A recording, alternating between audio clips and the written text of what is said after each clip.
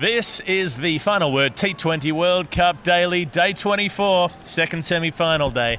England played India at Adelaide Oval. Crowds of people still streaming out, still hanging around, not sure what they're doing, not sure what they're up to, not sure what they will be up to later. Jeff Lemon and Adam Collins. The show is brought to you by CBUS Super, making hard work pay off.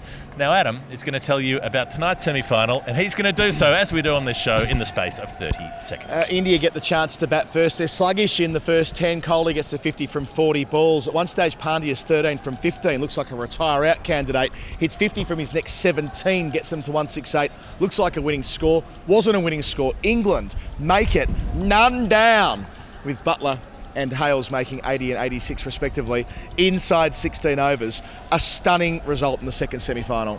A stunning result because England have looked pretty ordinary over the last couple of weeks. They haven't clicked, they haven't hit their stride, and the one thing that has worked for them is that Alex Hales has made runs and Joss Buttler on occasion has, well, one inning certainly made some runs quickly. They've been the players, like the middle order has been the real problem for England. The openers have been the solution. Okay. Yeah. And today they went absolutely full tilt, bollocks out, crazy, stark, raving, naked, mad, and thrashed India by 10 wickets.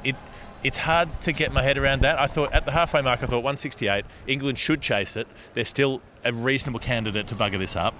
And not only did they not bugger it up, they unbuggered it in the most spectacular, straightforward fashion. So 168 was the average winning score for a side batting first to Adelaide. It was more than enough in the games that we've seen here through the tournament where batting first has been to a side's advantage. And England have a middle order where no player has made more than 60 runs cumulatively. I'll try that again. Through the Super 12 stage. I reckon they've made this kind of calculated view at the halfway mark. Two senior players in Hales and Buttler played a lot of cricket. They've been playing international cricket both for more than a decade, albeit with a few years out for Hales there before this World Cup, unexpectedly getting called into the squad. I reckon they've probably said to each other, it's you and me, we're going to give it everything inside the power play, and let's just see where we end up. If we have to lean back and leave it to others, we may not. And in the end, it's the most brutal assault since the 1989 second semi-final, Burton on Van der Haar. I mean, it is absolutely punishing.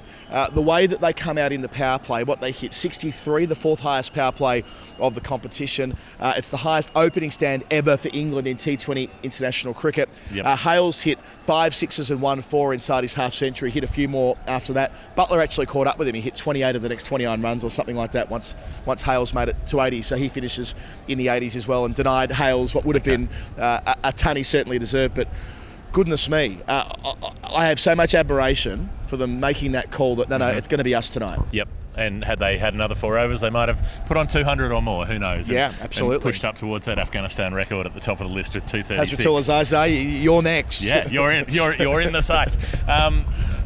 Let's talk about India because, and you know, I think we need to be straightforward with this. India were bloody terrible today. They were dogs, bollocks, awful today. 62 runs off the first 10 overs. Was I watching New Zealand wearing blue shirts? Was that New Zealand from last night playing as horribly as New Zealand did? New Zealand 59 off the first 10, India 62. Now, you can take a couple of things into account. Yep, KL Rahul gets out, gets a nice lifter from Chris Wokes and edges it. And that happens. You know, that can happen. Yep, new ball. The ball was swinging a bit. Sam Curran got it to swing in the third over. Wokes got it to swing a little bit. You've got to be a bit watchful maybe in the first 2 or 3 when it's moving slightly. But from there, when you've got Rohit Sharma and Virat Kohli together, players of that experience, the stodgy stop-start way that they went about it, the inability to, or unwillingness to attack most of the deliveries. There were occasional attacking shots. Kohli comes out and plays an early extra cover drive for 6. Masterful drive. Beautiful shot. He plays that and you think, right, he's on. He might just be on today. Yep. And look, he probably needed someone to go with him. And losing Rohit as he did for 27 from 28, again, a strike rate under 100. It was a feature of much of his tournament. And that included about 4 different big slogs that brought him boundaries that were unconvincing boundaries where he was like, God, I've got to try to hit it to the fence, and managed to do it. And even so, it was everything that happened in between times. It was the inability to do anything other than nudge a single into the gap. It was the defensive shots to decent deliveries that didn't necessarily need to be treated with that much respect. How do you have 2 players who've got so much IPL experience where you know that your job in the power play is to attack the bowling? The field is up, you hit over the top of the field. That is your single job. That is your only job as an opener. Your opener isn't to nurse it through the power play and end up at 38 for 1 after 6 overs. That's not your job. That is you failing to do your job. It staggers me. Like, I cannot actually get my head around how players with that much experience and ability can be that shit-house at what they're doing. Yeah, I think they've hedged a little bit, Coley. He's probably thought, right, if I bat through, as I have a few times in the tournament, remember he rattled off his 4th half century of the comp tonight. Only Barbara Azam and Matthew Hayden have achieved that in a T20 World Cup. If I bat through and Surya Kumar Yadav goes with me, we're going to get 180. In the end, Hardik Pandya, who I mentioned in the summary, 13 from 15, couldn't hit the bloody thing. He was genuinely looking like a a dismissal ball candidate. So unconvincing was his stroke play. And Rishabh Pant not sent in at that juncture. You're thinking, that's a bad call. From there, 50 from 17, he was just exceptional. 168 flatterism. It's not often you're going to see a guy finish with a flurry like that, taking down Sam Curran, who'd only conceded 1 boundary in all his power play deliveries until tonight. That didn't work. Hardik Pandya takes advantage of it. Everything goes right at the end. 2 big sixes, I think it was, to finish their 20. But even with that, it felt like because Kohli didn't work tonight, didn't come off, out as soon as he made 50. And Surya Kumar Yadav out to Adil Rashid. We haven't mentioned him yet. Well, we'll get to it. Obviously Hales and Butler are the players of the match, one or the other, but you could probably form a case if you wanted to that Adil Rashid's the player of the match. 1 for 20 to shut down Kohli when he did, to get Surya Kumar Yadav, who was the batter of the tournament coming into tonight, caught it deep extra cover, it was deep cover point. The ball after Joss Butler changed Phil Salt to move him around there from backward point. It was that kind of night for Joss. Everything he touched in terms of bowling changes seemed to be right, and they end up, 168 they would have been gutted with, but then comes the onslaught. And so much of it was on. So I got the feeling that there was some sense to Kohli's approach, which was, all right, I'm going to stick it out. SKY is going to come down the other end, then it'll be Pandya, then it'll be Pant if wickets fall, and those guys can do the crazy stuff, and I'll just be here, right? And there was a certain amount of sense to that in the second 10, and Surya Kumar Yadav does his best. He hits a 6 and a 4, and then he's out the first, next over, first ball of the next over, and that's the big one, and that's Adil Rashid's last over as well. So he's already bowled 3 very frugal overs to that point. He gives it a lot of flight. He slows the ball up, he loops it, he spins it away, and SKY's already given himself some room. He stepped away towards leg stump, so he really has to reach for it. Big outside edge, slices it up short. That happens as well. Like, you've got to be willing to take the risk of going after the bowling, and he was doing the right thing. So it wasn't so much about what happened through the last 10 with Kohli, but it was what happened through the first 10. The fact that they get to the halfway mark at a runner ball, I mean, that is quintessentially not good enough in T20 cricket. It's kind of what they did against Bangladesh, isn't it? Like, they got to the halfway mark, even with the 32 ball 50, I think it was, from KL Rahul. They were nursing themselves to that halfway mark and kind of hedging. I said it before, that one of the big dogs comes off, and it just didn't work tonight. I mean, it did to an extent, but not to the point where you're going to beat England if they fire with the bat. You've got to expect that in a semi-final, your opposition are allowed to play good cricket, and so England did. I want to throw this one in there. 4 different overs during India's batting innings. They score a 4 or a 6 off the first ball of the over, and then bugger all after that. So the first over of the match gets driven for 4. The first ball of the match gets driven for 4. 2 runs off the rest of the over. In the 4th over, hits Wokes for 6 first ball, 3 runs off the bat for the rest of the over. The 6th over, Rashid goes for 4 first ball, 3 runs off the bat after that. And then later on in the 17th, I think it was Pandya hits the first ball of the over for 6, and then there are 5 runs off the bat after that. Well, you'll detect the contrast there. I'm sure that England on 3 or maybe 4 occasions hit 6s from the first ball of an over, which again, and if you hit a 6 early on, or you hit a boundary early on, press home the advantage. That's right. This isn't like 1990s one-day cricket where if you hit a boundary in the over, you're like, right, we've got our 4. Done. We've got our 4 for the over. We'll just make sure we have a crack in the next over. So game's changed. Add those numbers up, right? Those first 4 deliveries, those 4 first balls of the over, you get 20 runs off those. The other 20 balls in those 4 overs yielded 13 runs. That's pretty much where India lose the game, because they're not willing to take the risk to press home the advantage. They're trying to play it safe. They're saying, oh, well, if we can just kind of knock it around and hit out late. But you're relying on Hardik Pandya playing an absolutely crazy, glorious, mad innings. I mean, it was spectacular. From nowhere. And he was incredible. I mean, the baseball shot that he plays that's just all wrist that somehow cracks it flat over deep square leg. The Yorker that follows up. Now, Chris Jordan in the previous over has bowled an in-swinging Yorker to Kohli that's railed him on the ankle. He's fallen over, like the full in-swinging Yorker, flat on his face. The umpire, I think, has given it not out, Paul Raffle, because he thinks that Kohli's edged it. Yeah. Hasn't edged it, and it's umpire's call on leg stump. So if he'd known that he hadn't edged it, I think he would have given it out on the field. So Jordan doesn't get that success. He bowls basically the same ball to Hardik Pandya, who puts it in the crowd over deep backward square leg. How do you do that? I mean, the swing of the bat, the cleanness of the pickup, 2 sixes in the over. He played a far better innings than anyone had any right to play, basically, at that point. And even that only gets them to 168. Yeah, I reckon that comes from a place of him realising that he has to just go. Like, if you're 13 from 15 and there's 5 overs to go, and I think by that point, yeah, of course, Kohli's out. Well and truly by that point, he's out in the just before halfway or just after halfway. You kind of got no choice. You were duty bound in Pandya's position to just start swinging, and maybe he was liberated by that to an extent, given how tough it's been for him through the World Cup so far. That 40-odd against Pakistan, which nearly proved to be counterproductive given the strike rate he went at in that chase. He's never really fired a shot. He's certainly not as fluent as the Hardik Pandya we remember at the SCG a couple of years ago, making an unbeaten 70 from 30 balls to win a T20 against Australia. So, yeah, maybe it was just the fact that he was so far behind in the count. He's like, I've just got to swing. You know, and there've been players that have told those stories before, that when you kind of stop worrying about getting out, it can bring upon some of your best cricket. Trust your swing, isn't that Jim Maxwell's motto for Very life, much. the universe and everything? And the thing is with Pandya, he's often the kind of player who needs 10 or 15 balls. And, you know, I saw a lot of comment about why are they sending him in ahead of Rishabh, who's supposed to be there to attack spinners and all the rest of it. Well, because Hardik Pandya needs a bit more time. You know, he's got to. If he's coming in with half a dozen overs to go, you can't really risk him coming in with 3 overs to go, because that you're not going to get the best out of him. If you can give him 10 balls to have a sider and get himself set, then he middles it much more cleanly after that. And we've seen him do that many times before. Yeah, there's another part of this really, sort of zooming back a little bit, and I'm mindful of not using tonight as a microcosm for all T20 cricket around the world either, so let's be careful how we frame this. But India have made tactical errors in their biggest game of the World Cup cycle, a semi-final elimination game against an old rival in England. You know, you mentioned it before, halfway mark, 62, they're in a hole, they've got to find a way to do something special. Pandya doesn't go right with the ball.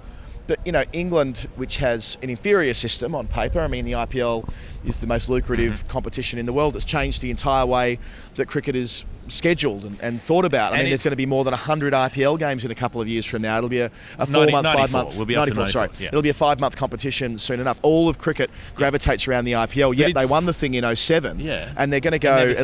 And never since, 15 years to now. That isn't... I'm not saying it's correlative, that it's causative, but it's certainly correlative. How is that IPL full of openers like Ishan Kishan, like Devdutt Padikkal, like KL Rahul has done as an opener many times, like Rohit Sharma has done as an opener many times?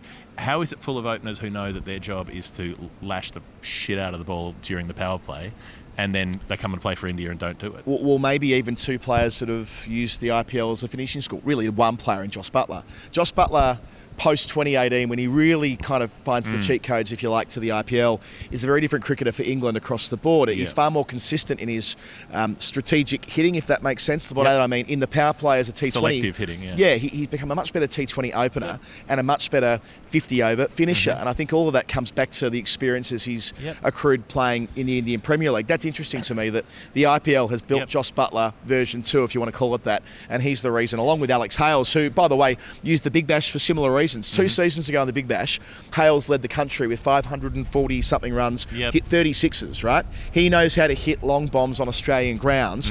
World Cup's here, good selection.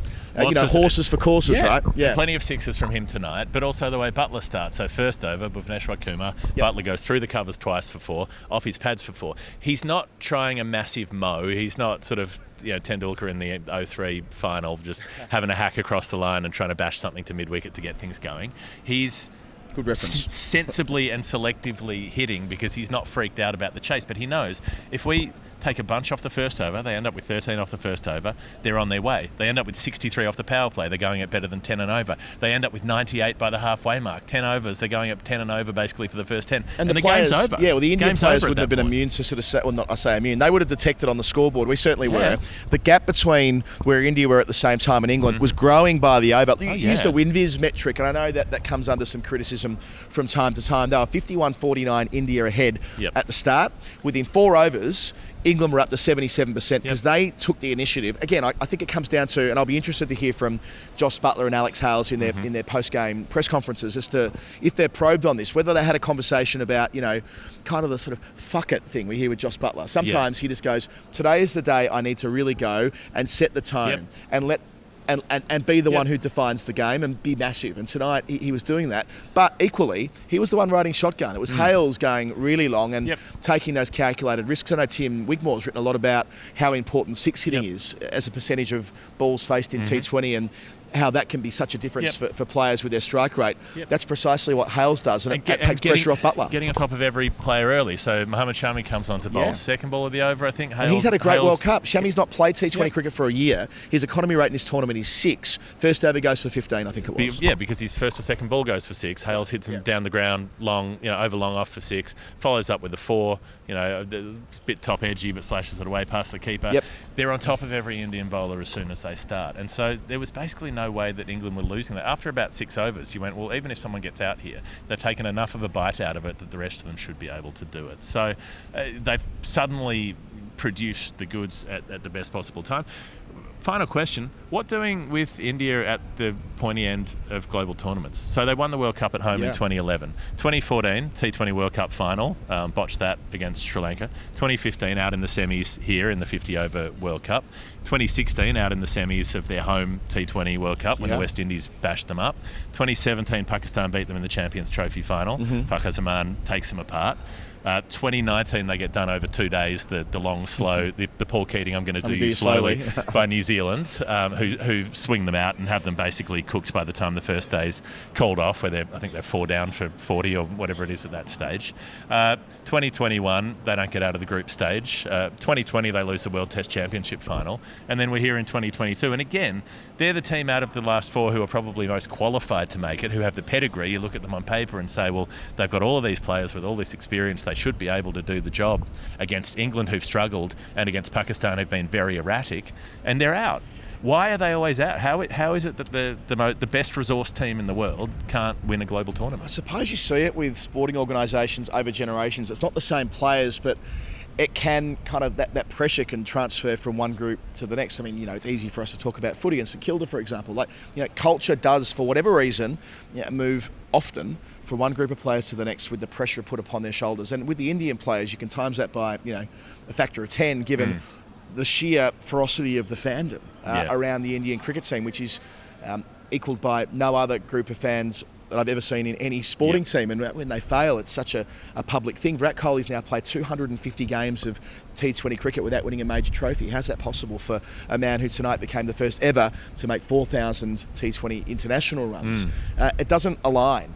And often it doesn't with these countries or sides in domestic football or whatever it is who appear to be dominant, to have all the tools to win comps, but somehow find a way not to. We spoke about South Africa only a few days ago, how they've never really had the chance to make it to global finals, probably for similar reasons above the shoulders. I'm not saying that's everything, but I don't think it's nothing either. When the heat's really on, maybe that's what starts to creep into the minds. Yeah, again, you're never going to know for sure, are you? But I find it hard to believe that before tonight, I walked in here tonight, it was the loudest I've experienced. I wasn't at the MCG the other week. That was as loud as I've experienced when Hardik was teeing off tonight. I mean, it is such an intense experience being an Indian cricketer. It's not an excuse. It's just kind of like trying to find a reason why there is a disconnect between what they should be doing on the global stage and what they do in bilateral cricket and what they are struggling to do, as you say, in these global finals. And tonight was a mental masterclass from England, I think, in terms of the pressure they put on. They took risks. The risks underdogs too, no Mark Wood. But the point where Hardik Pandya, while fielding, turns around to the crowd and gives them the big G up. He's like, come on, we outnumber them in the crowd. Let's get some noise going.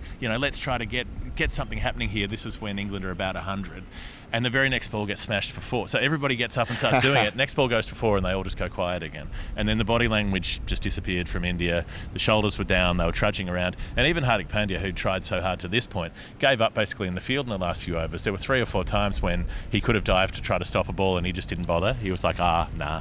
Well, there were a lot of Indian fans leaving quite early. I don't think there was a fire drill or anything like that. They were kind of streaming out. You don't sort of often see that, and the players must have detected that as well. That might be a good segue into our final word Hall of Fame before we think a little bit about the final. That's for cbussuper.com.au. As you know, if you've watched or listened to this podcast across 3 and a bit weeks. They have been in operation for 38 years. They do all sorts of good. They build the national savings. They invest their members' funds, not for profits for shareholders, but for returns for their members. 8.88% on average has been that return across that 38-year cycle. Past performance may not be a reliable indicator of future performance, make no mistake. However, that is an impressive number, and they're an impressive organisation. Get your super sorted out, and by investing with CBUS, with your super, that contributes to building the nation as well.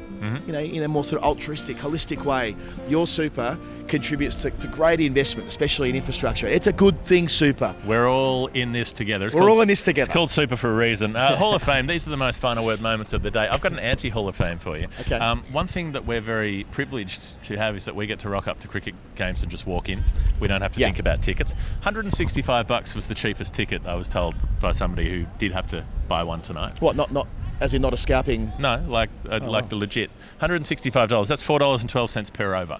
Imagine someone coming around with a cup and saying, pop a fiver in after every over. So it's I suppose it's $10 for every England over nearly. Yeah. It was over inside you're 16.4 overs as it happens as well. Right, so it's about $5 an over. Like imagine someone asking you for a crisp fiver every time 6 balls have been bowled, because that's what they're doing here tonight. Anti-Hall of Fame to start. I've got a couple of Hall of Famers. One, Hardik Pandya getting out hit wicket, final ball like that. of the innings. We don't see that too often. I couldn't quite work out how he managed it. He moved across to try to play one down the leg side. It was on his leg stump, missed it, and his foot went back onto the off stump. Yeah, and I thought Jordan actually got out of that last over pretty well in the circumstances as well, given that all that was going on around him. There was a moment, Bharat saw it, I didn't, so I'm trusting his binoculars on this, and why wouldn't you, where Virat Kohli picked up one of those 4 or 6 irons and sent it back wistfully into the crowd like an aeroplane, and it sort of symbolised India's hopes fading away as well. Like the plastic bag in American Beauty. He had his little camcorder out there. And also, by the way, the last 6 going over Kohli's head.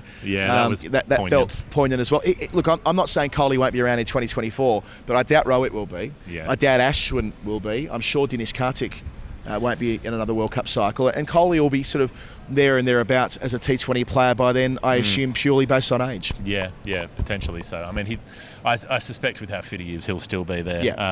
I really liked Hardik Pandya running out Rishabh Pant to get back on strike quite deliberately. It was good. Rishabh misses one, goes through to the keeper. He looks around. Hardik's 3/4 of the way up the pitch already and says, "You're having a run, champion."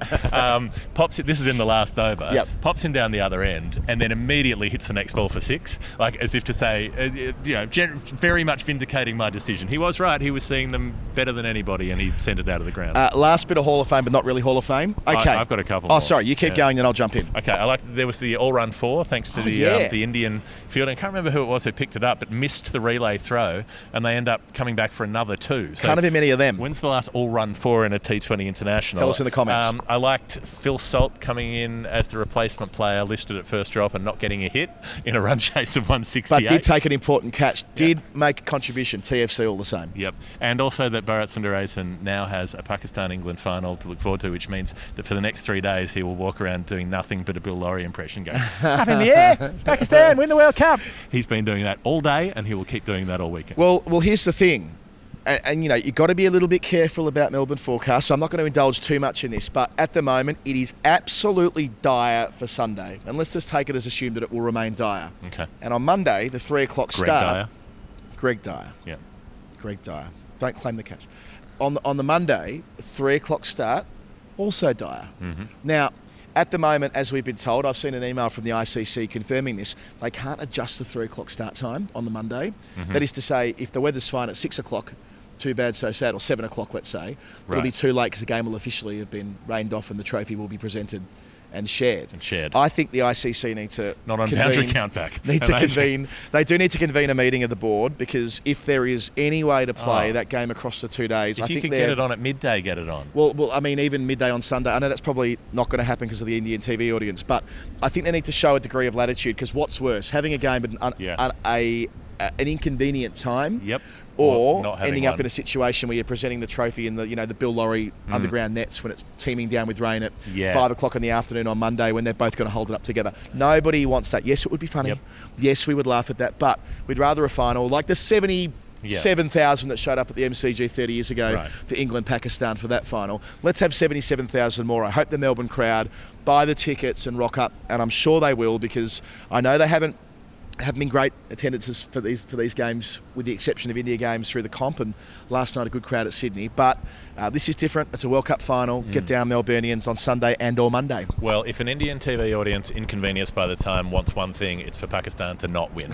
So if the trophy is shared, then Pakistan win the trophy. True. There's no way around it. That's a good You've point. got to try to get a game on in order to avoid that eventuality. CBUSSuper.com.au. Thank you so much for their support through the World Cup so far. If you haven't as yet and you're in Australia, jump on there, sort out your super, tell them that this bloke and this bloke sent you. Day 24, that's it. England victorious by 10 wickets. They've waltzed it in. Speak to you from the cricket ground. Actually, no, we won't. We're going to we do will a talk preview. to you on Friday night from Green's Johnny House. Johnny's greenhouse. Johnny Green's house. Johnny Green's house. That's in Carlton. We're going to be there from, say, 6:30-ish for a beer. Yep. We'll record a World Cup preview thanks to Visit Vic afterwards, and then we'll probably stay around for a couple more shandies. So if you want to see us, just come. Don't be shy. Come and say hello. Rock up. That's how most people meet us. They rock up and say, "Hey, you make that podcast I like. Let's have a drink." Or they say, you make that podcast I don't like, let's fight. So either way, we'll see you there. CBUSSuper.com.au. Bye. Bye.